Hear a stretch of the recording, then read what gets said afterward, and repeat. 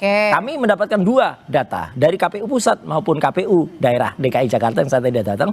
Mereka semua mengatakan mereka hanya menerima kopi ijazah ini dan legalisasinya. Artinya nggak pernah lihat ijazah aslinya. Nah itu padahal KPU itu punya anggaran. Indonesia Malam kali ini ada yang berbeda, dejavu. Kali ini ada yang berbeda. Mas Roy mendapatkan salinan baru yang didapatkan dari KPU DKI Jakarta. Katanya ada kejanggalan perbedaan dengan KPU pusat. Yang mana janggalnya? Yang mana bedanya? Jadi kalau kita lihat ya antar ijazah itu pasti ada perbedaan yaitu pada legalisasinya.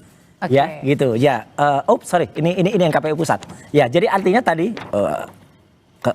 keselip nggak gebah. Jadi kalau ada 2 saya bisa tunjuk yang tadi KPU DKI itu legalisasinya ada di atas ini. Bentar, ini yang pusat ini dari atau pusat? Pusat penandatangannya adalah DK-nya namanya Dr. Budiadi. Nah, kalau yang DKI itu tadi yang sudah disebut sama Pak Dr. Punatua penandatangannya Profesor Niam. Ya gitu. Jadi beda namanya. Beda namanya. Nggak apa-apa. Itu justru akan semakin membuat kita menelisik apakah benar para penandatangan ini adalah yang existing pada tahunnya.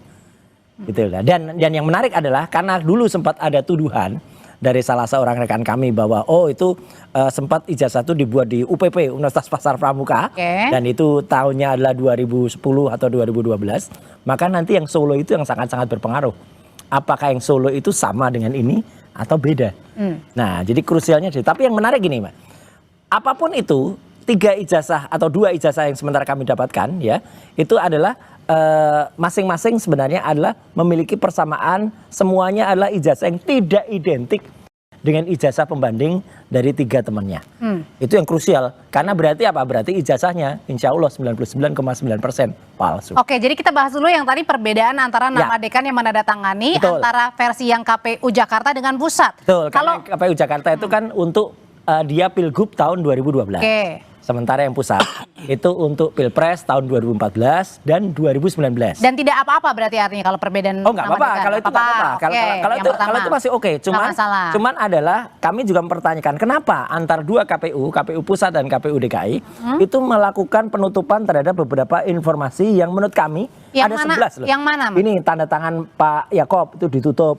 Tanda tangan dari Pak Sunardi ditutup, kemudian nama Jokowi masih ada, tapi tanggal lahir, kemudian data-data ini ditutup, bahkan legalisatornya ya di sini nama itu juga ditutup, nomor ijazah ditutup. Bersifat kerahasiaan mungkin?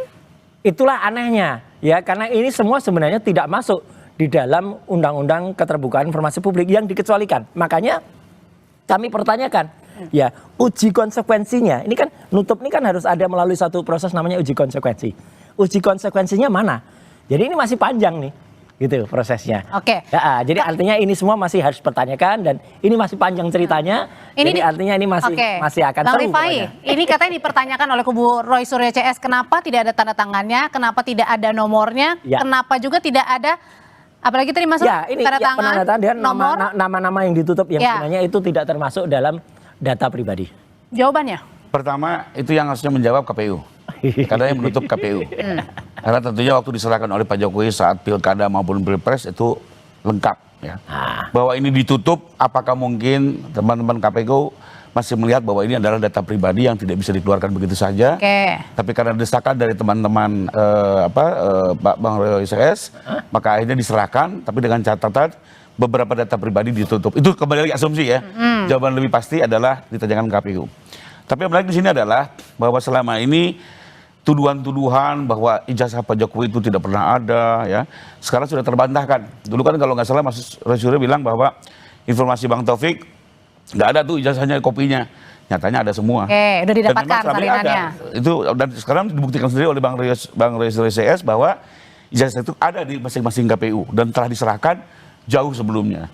Kedua ada tanda legalisir. Di sini menarik sekali. Ini membuktikan bahwa seluruh kopi-kopi ijazah yang diserahkan itu sudah disahkan oleh penerbit. Artinya apa? Pihak UGM sendiri membenarkan ijazah ini. Kalau nggak tidak mungkin dilegalisir. Tapi nggak puas katanya karena bagaimanapun juga ini fakta umum. Prosedur melakukan legalisir itu adalah tunjukkan aslinya, baru kopinya dicap. Nah, ini di semua kampus seperti itu. Ini yang menarik. Nah, maka fakta notari ini tentunya juga menjadi satu penguatan bagi kami bahwa selama ini ijazah Pak Jokowi ada, dan selalu diberikan dalam persyaratan pencalonan entah pilkada maupun pilpres. Dan kalaupun yang ditutup-tutupin, ini bukan adalah yang ditutup-tutupi, memang karena mungkin salah satunya alasannya kerahasiaan tadi ya, dugaannya ya. Karena kembali lagi kan ini kemarin perdebatannya cukup kencang. Antara teman-teman Bang Roy minta, dari sana menolak, akhirnya mungkin ada jalan tengah. Dikasih dengan catatan ya, kalau gitu rasanya emang nggak cukup Mas Roy, udah dikasih kok salinannya. Artinya gini, ini adalah kemenangan rakyat. Ya selama ini kan Jokowi sendiri kan mengatakan, wah nggak bisa, nanti hanya ditunjukkan di pengadilan.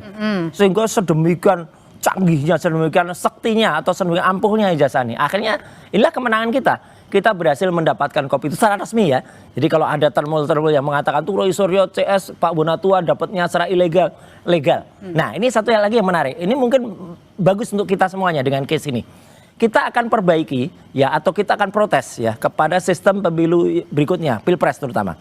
Jangan sampai KPU itu tidak melaksanakan yang namanya kalau pemeriksaan ya, pemeriksaan itu faktual. Verifikasi. Ya, verifikasi, betul. Terima kasih, Pak. Jadi selama ini verifikasi ternyata hanya lihat ijazahnya aja, terus lihatnya udah. Padahal harusnya verifikasi itu lihat ijazah aslinya juga. Kami mendapatkan 2 data dari KPU pusat maupun KPU daerah DKI Jakarta yang saat ini datang. Mereka semua mengatakan mereka hanya menerima kopi ijazah ini dan legalisasinya. Artinya nggak pernah lihat ijazah aslinya. Nah itu padahal KPU itu punya anggaran.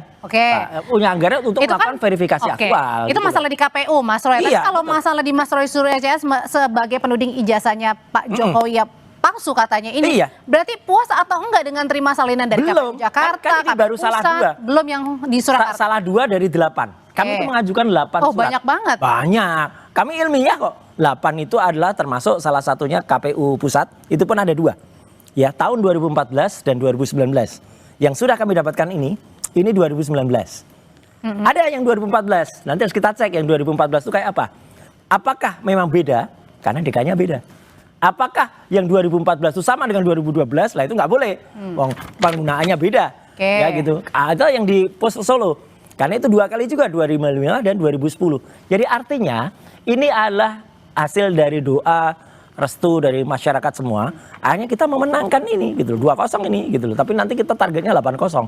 Apa artinya sih Bang Roy bagi Bang Roy sebagai kuasa hukumnya Pak Jokowi dengan selalu mencari bukti begitu ya? Mencari bukti nggak masalah, tapi kemudian ada. Download Tribun X sekarang. Menghadirkan lokal menjadi Indonesia.